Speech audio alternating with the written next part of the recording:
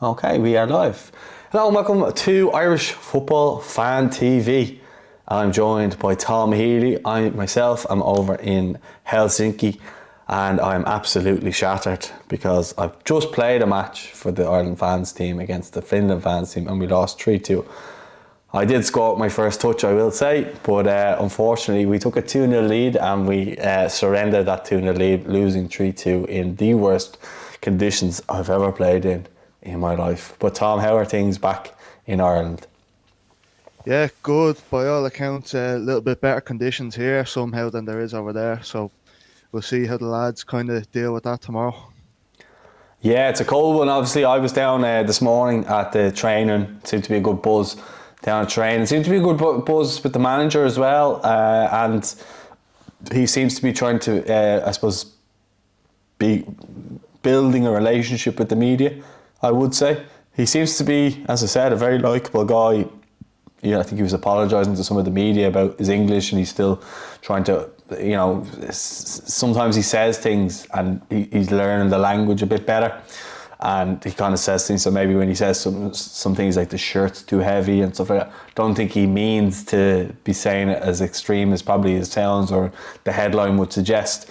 So look, he seems like a good guy, but I just want to see our team start getting results, so I don't really care if you're a nice guy right now. But what I would say is the buzz around the team today seemed quite good, and we're going into this game against Finland, but I think some players actually in form for the first time in a while. Like I know we had players, not so much I suppose in the last window, but since the last window, obviously Troy has scored a couple of goals. Jamie McGrath has done quite well. I think Festi was amongst the goals as well. Sammy Smollick's maybe not so much. Adam Ida has been.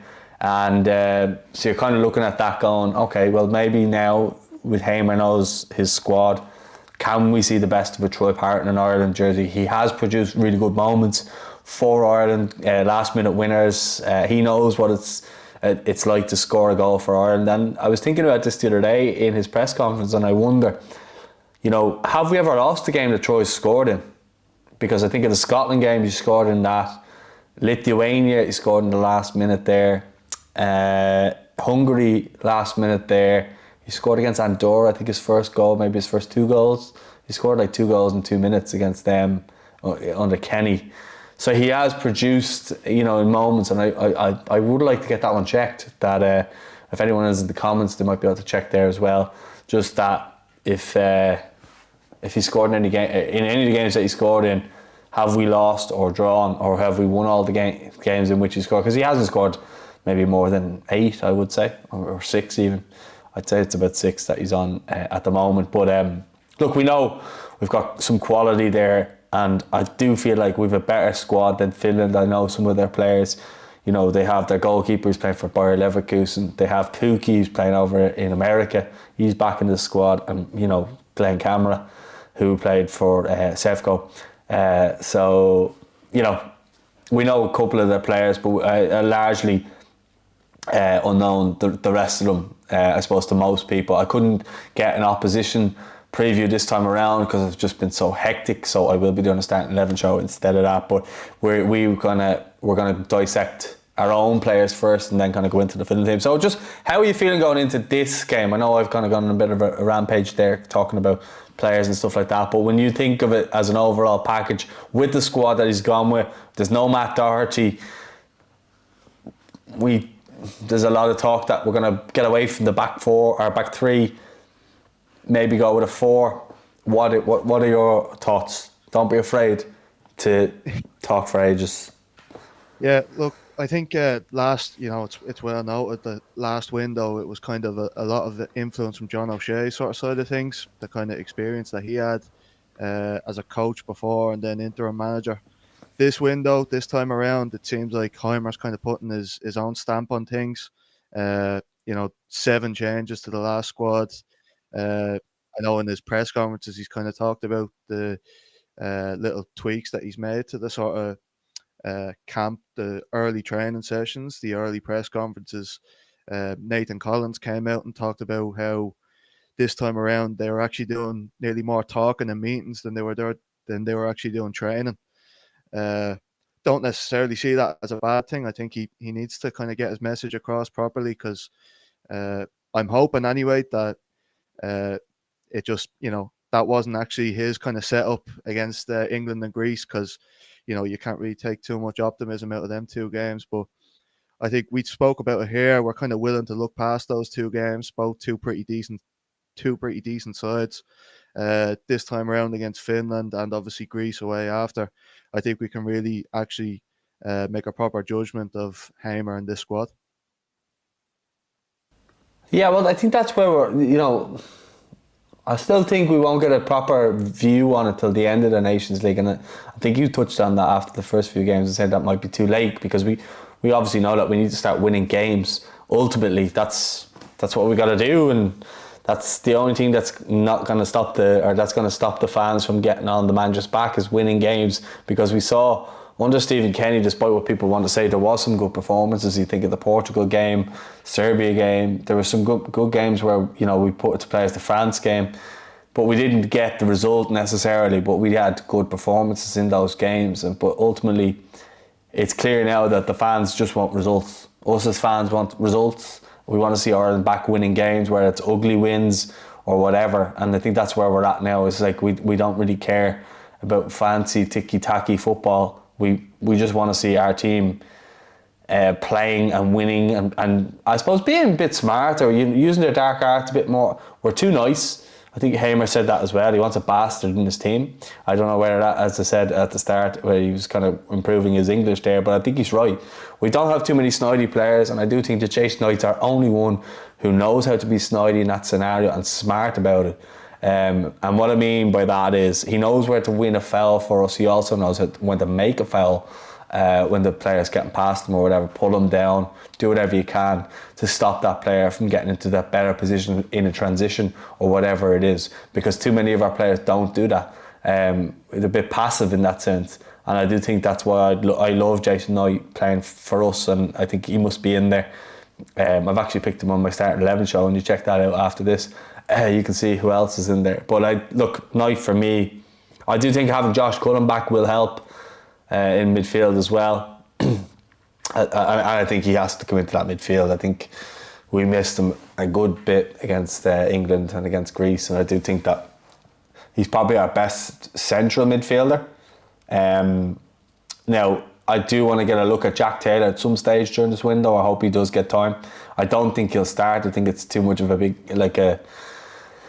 big step to throw him straight in there. But I do want to see I do want to see Festi in one of the games, where it's off the bench, what he can do, maybe as a right back or maybe as a right winger. It depends on the formation, because if he goes away from the back three, if he goes away from the back three, where does that leave us? Because we kind of need to know, can he play in a back four? Because he's obviously predominantly played as a wing back. So can he play in a back four? And if not, then who's going to play there? Omobamidele played there the last game, didn't do too badly. Needs minutes at club level. He touched on that in the press conference as well. So there's a lot to kind of be dissected there. If you were picking the team tomorrow, is there anything of what I've said to you there that you'd be kind of thinking about, or is there anyone you specifically would like to see start? Up front, I think, is a tough conundrum as well. Yeah, this is it. Like, we kind of spoke about it in the videos that we did in the last window, specifically to do with Sammy Smodics, about how important it is to actually play him in his proper position. I suppose we're kind of contradicting ourselves a little bit by asking Festi to be played if we're doing a back four, but I kind of would look past that even just to get him in the team. I think he just offers, a lot going forward, especially with the pace and ability just in general that he has. Other than that, it's going to be interesting to see kind of the rest of the back four. If it is going to be a back four, how that lines up. You would think it would be O'Shea and Collins most likely, Kelleher obviously in goal. I'd like to see, I know I said it last time around, I'd like to see Scales come in at left back. I think he's played very well so far for Celtic. I know it's centre back mostly, but I think he's more than talented enough to play left back in this team. As you say, Knight, I would probably agree with that. I'd like to see him in beside Cullen in the middle. Be interesting to see on the left whether he does shift Smodics out there, or if he does throw Johnston straight back in. We haven't seen Johnston play under Hamer yet. McAteer obviously looking to kind of make his mark on the team, yeah. And then the big question you'd say is probably up front. I'd say Parrott's kind of played his way into a position where I feel like he kind of has to start the form he's in. Then it's just a question of who plays beside him, whether it's going to be Evan Ferguson or Adam Ida or even Sammy Smodics if he plays up front.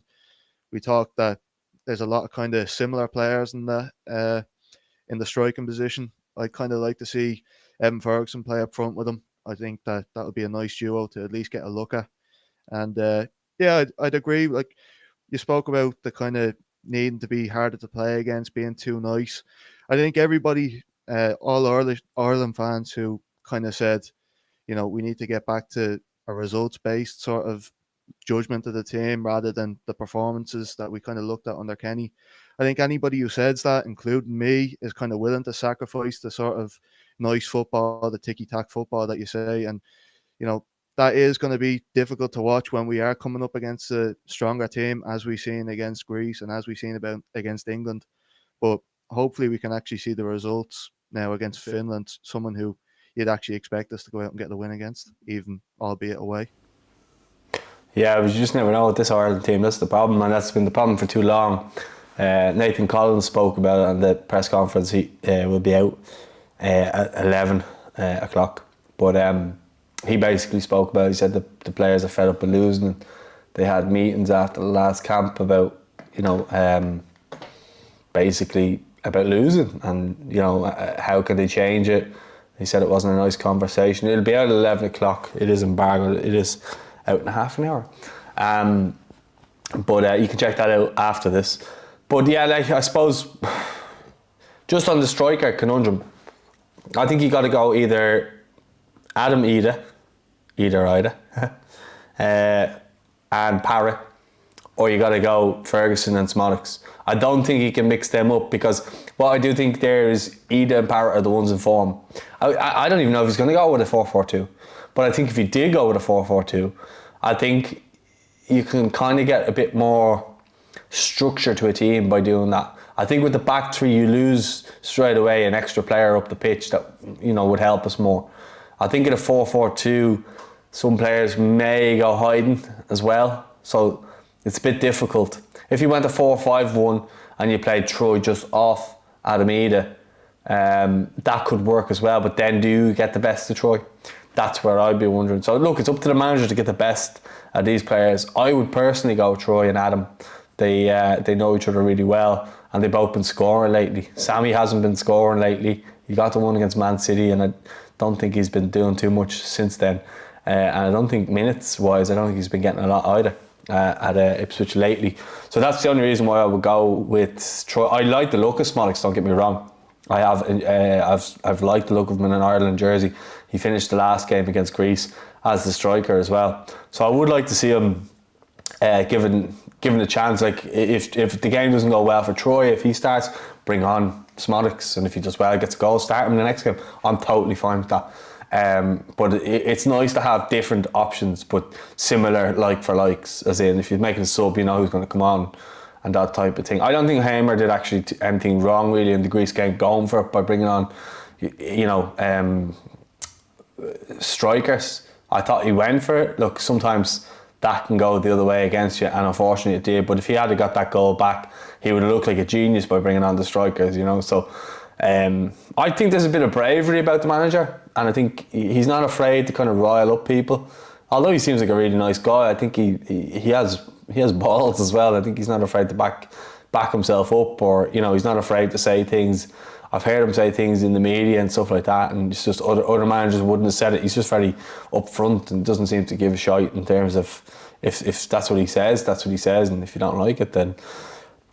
I remember him getting asked a question, a bit off topic, but he was getting asked a question about Greenwood and Jamaica or something like that, and he's like, "Why are you asking me like this? This is the manager of Ireland, and I was asked something at the time, and I just answered it."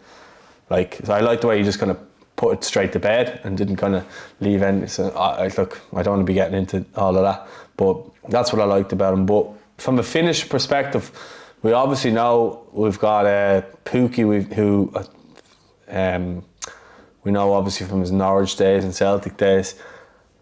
Glenn Kamara, Rangers as well. He's at Rennes now. And then their goalkeeper, I'm going to butcher his name, I'd say, if I pronounce it. But he's obviously the captain of Finland. He's the captain of Bayer Leverkusen, who obviously had such a good season last year. But he's the captain under Xabi Alonso. So, is there a party that doesn't really fear Finland here, or what's your kind of feeling towards it? Yeah, you obviously have to respect them going into it, but I really don't. Well, they think did beat us as well, don't forget, in the Nations League. Twice, yeah, home and away, 1-0. But look, this isn't a team filled with stars. Even you mentioned Pookie, he's playing for Minnesota now. Not exactly tearing up the MLS at all. I think he has 4 goals this season out of 20-odd games. Then Kamara playing for Rennes, decent player. Hradecki is a very good keeper, to be fair. But like, this team lost 3-0 to Greece, 2-0 to England. In the Euros before that, they had a pretty bad showing in that. They lost to Wales, Kazakhstan, Slovenia. Barely scraped past San Marino. They did beat Northern Ireland. I don't think this is a team that we should really be going out and kind of, be overly scared of like we were against probably England. I think it is a game that we should be looking to go and win, even though it's going to be tough conditions. I'm sure their home crowd should be up for it. But, I think this is a game that we should go out looking for 3 points. Yeah, just I have the players up here on my screen in front of me. Some players there with a lot of caps. Ilmari Niskanen is a 26-year-old, 21 caps and 1 goal. He plays for Exeter. I know people won't really fear the mighty Exeter. They also have a third choice keeper at Celtic. But just looking at their strikers, a lot of their strikers that are in the squad have goals. And like Joel Palo plays for Venezia. He's 73 caps, 15 goals. I know it's not a great return. But Benjamin Kalman, who's playing for Cracovia, I imagine that's in Poland, 23 appearances, 7 goals. Pookie has 123 caps. Wow. 42 goals. Not a great return really, but he is playing for a Finland side, so maybe it is. And then you got Robin Laud and Oliver Antman, both with 6 goals each. But Antman has 6 goals from 14 games and he plays for Go Ahead Eagles. And then we know about Jensen as well, who plays for Augsburg. And he's got 8 goals and 32 appearances. Pretty sure he scored against us as well. Was that the goal that Darren Randolph made an error at the time? He actually that was scored that one. In both of them games. He scored the winner, Jensen. Oh, okay. As you can clearly see, I didn't do my research today, guys, because I've been on the go all day, but thanks to Tom for that. And Pookie got the other, didn't he? I think so, yeah. He did, yeah, I remember him scoring. I was actually one of the lucky few to be at that game in the Aviva. And then Gary was actually over at the game over here anyway, at the time. But yeah, you spoke about the results. So, I mean, of all the games, this was the game I was looking forward to going, right, this is the biggest game we can get a result from. That's partly the reason why I chose to come over for it, is to try and watch us get a good away win. I saw someone saying, a few people actually today, about our Nations League record. It's so poor. Like, I think we've got 2 wins out of 18. Like, it's abysmal. So we need to start turning those games around and start getting wins on the board. And Nathan Collins is captain tomorrow. I really like Nathan Collins. I think he can be a really top Premier League defender.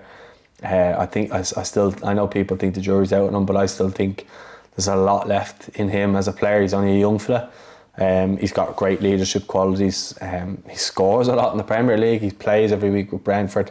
And plays well against a lot of the top teams. For me, I think Nathan Collins, when we look like we've got a good foundation, I think, at the back with, Darragh O'Shea is solid, Nathan Collins is solid, Omabama Dele is solid, Jake O'Brien solid, not in the squad, but you know what I'm saying.